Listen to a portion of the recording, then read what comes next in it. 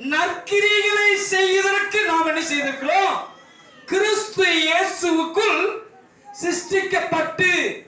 அப்ப இயேசு கிறிஸ்துவுடைய தன்மை அடையாளம் என்ன என்று சொன்னால், இயேசு கிறிஸ்து எப்படி நம்மளை சிருஷ்டித்திருக்கிறாரா?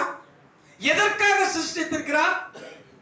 உலகத்தில் வாழ்ந்து சுகமா இருந்து எப்படியாவது நம்முடைய நாட்களை கழித்து போவதற்கு அல்ல. இயேசு கிறிஸ்து எப்படி இந்த பூலோகத்தில் வரும்போது எல்லாவற்றிலும் இருந்து அவர் நற்கிரிகளை செய்து நன்மை செய்கிறவராய் சுற்றி திரிந்து தேவனுடைய நாமத்தை உயர்த்தினாரோ, அதுபோல இயேசுவை ஏற்றுக்கொண்டிருக்கிற, இயேசுவை பின்பற்றுகிற, இயேசுவின் மேல் விசுவாசம் வைத்திருக்கிற, இயேசு கொடுத்த சுகத்தையும் இயேசு கொடுத்த பலத்தையும் இயேசு கொடுத்த சமாதானத்தை பெற்றுக்கொண்டு வாழ்ந்து கொண்டிருக்கிற நீங்களும் நானும் என்ன செய்யணுமா? நற்கிரியை செய்கிறவர்களாய் நாம் வாழ வேண்டும். அல்லேலூயா. நற்கிரியை.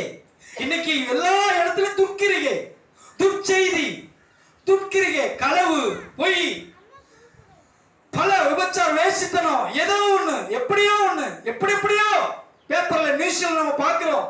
கிறிஸ்தவ பெயர்கள் இன்னைக்கு தாறுமாறா போய் கொண்டிருக்கு. ஆனா அதன் மத்தியில நீங்களும் நானும் சிந்திக்க வேண்டியது என்றால், ஏன் என் தேவன் உங்களை என்னை படைத்திருக்கிறார்? பக்கத்துல பார்த்து சொல்லுங்க, ஏன் இயேசு உங்களை சிருஷ்டித்திருக்கிறார்? ஏன் உங்களை இயேசு படைத்திருக்கிறார்? வசனம் தெளிவா சொல்லுகிறது. எபேசியர் 2:10 வசனம், நற்கிரிகளை செய்வதற்கு நாம் கிறிஸ்து இயேசுவுக்குள் சிருஷ்டிக்கப்பட்டு.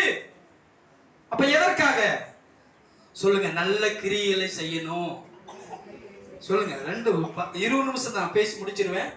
டைமிங் ரொம்ப கம்மியா இருக்கனால உங்களை நான் விட்டுருவேன் சீக்கிரம். நீங்க பேசி ஆரம்பிச்சீங்கன்னா, நீங்க எனக்கு பதில் சொல்ல ஆரம்பிச்சிட்டீங்கன்னா தப்பிச்சிங்க.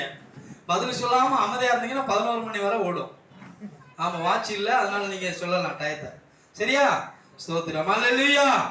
பக்கத்துல கையை குடிச்சு சொல்லுங்க, நற்கிரிகளை செய்யணும். நற்கிரிகளை செய்யணும். அதற்காக தான் சிருஷ்டிக்கப்பட்டிருக்கிறோம். அதற்காக தான் சிருஷ்டிக்கப்பட்டிருக்கிறோம். ஆமென். தேவனுடைய அதுல வசனத்துல 2வது பகுதி பாருங்க.